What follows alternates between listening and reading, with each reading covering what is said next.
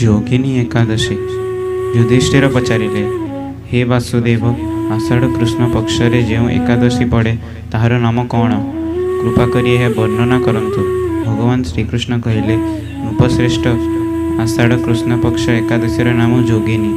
ଏହା ବଡ଼ ବଡ଼ ପାତକ ନାଶ କରିଥାଏ। ସଂସାରରେ ବୁଡ଼ି ରହିଥିବା ପ୍ରାଣୀମାନଙ୍କ ପାଇଁ ଏହା ସନାତନ ନୌକା ସମାନ। ଅଳକାପୁରୀର ରାଜାଧିରାଜ କୁବେର ସର୍ବଦା ଭଗବାନ ଶିବଙ୍କ ଭକ୍ତିରେ ତତ୍ପର ରହନ୍ତି। ହେମମାଳୀ ନାମରେ ଜଣେ ଯକ୍ଷ ତାଙ୍କର ସେବକ ଥିଲା, ଯିଏ ପୂଜା ପାଇଁ ଫୁଲ ଆଣୁଥିଲା। ହେମମାଳୀର ପତ୍ନୀର ନାମ ଥିଲା ବିଶାଳାକ୍ଷୀ।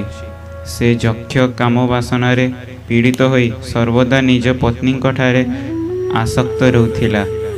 ଦିନେ ହେମମାଳୀ ମାନସରୋବରରୁ ଫୁଲ ଆଣି ନିଜ ଘରେ ରହିଗଲା ଓ ପତ୍ନୀର ପ୍ରେମ ଫାଶରେ ବାନ୍ଧି ହୋଇଗଲା। ଏଣୁ କୁବେର ଭବନକୁ ଯାଇ ପାରିଲା ନାହିଁ। ଏପଟେ କୁବେର ମନ୍ଦିରରେ ବସି ଶିବ ପୂଜନ କରୁଥିଲେ। ସେ ଦ୍ୱିପହର ପର୍ଯ୍ୟନ୍ତ ଫୁଲ ପାଇଁ ପ୍ରତୀକ୍ଷା କଲେ। ପୂଜା ସମୟ ଗଡ଼ିଯିବାରୁ ଯକ୍ଷରାଜ କୁପିତ ହୋଇ ସେବକମାନଙ୍କୁ କହିଲେ, ଯକ୍ଷଗଣ, ଦୁରାତ୍ମା ହେମମାଳୀ କାହିଁକି ଆସୁନାହିଁ?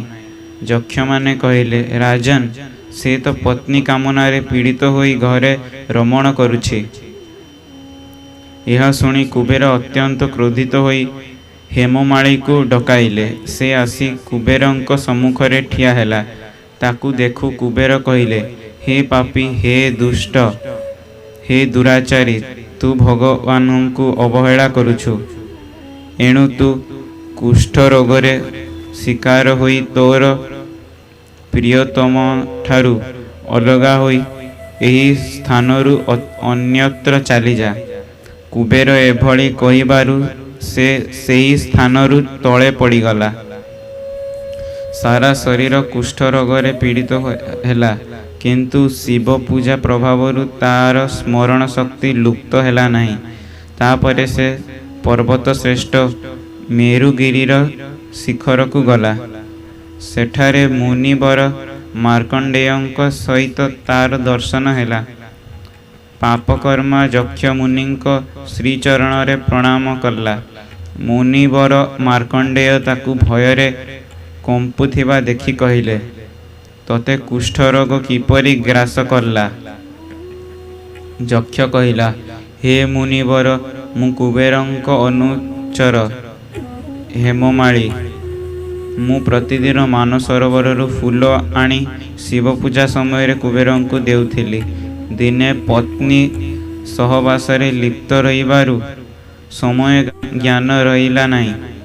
ଏଣୁ ରାଜାଧିରାଜ କୁବେର କ୍ରୋଧିତ ହୋଇ ମୋତେ ଅଭିଶାପ ଦେଲେ। ତାର ଫଳସ୍ୱରୂପ ମୁଁ କୁଷ୍ଠରୋଗରେ ଆକ୍ରାନ୍ତ ହେବା ସହିତ ନିଜ ପ୍ରିୟତମାଠାରୁ ବିଚ୍ୟୁତ ହେଲି। ମୁନିଶ୍ରେଷ୍ଠ, ସନ୍ଥମାନଙ୍କ ଚିତ୍ତ ସ୍ୱଭାବତଃ ପରୋପକାରରେ ରତ ଥାଏ। ଏହା ଜାଣି ମୋ ଭଳି ଅପରାଧୀର କର୍ତ୍ତବ୍ୟ କ'ଣ, ତାହା ଉପଦେଶ ଦିଅନ୍ତୁ। ମାର୍କଣ୍ଡେୟ କହିଲେ, ତୁମେ ଏଠାରେ ସତ୍ୟ ପ୍ରକାଶ କଲ, ଏଣୁ କରି ମୁଁ ତୁମକୁ କଲ୍ୟାଣପଦ ବ୍ରତର ଉପଦେଶ ଦେଉଛି। ତୁମେ ଆଷାଢ଼ ମାସ କୃଷ୍ଣପକ୍ଷର ଯୋଗିନୀ ଏକାଦଶୀ ବ୍ରତ କର। ଏହି ବ୍ରତର ପୁଣ୍ୟ ପ୍ରଭାବରେ ତୁମର କୁଷ୍ଠରୋଗ ନିଶ୍ଚୟ ଦୂର ହୋଇଯିବ।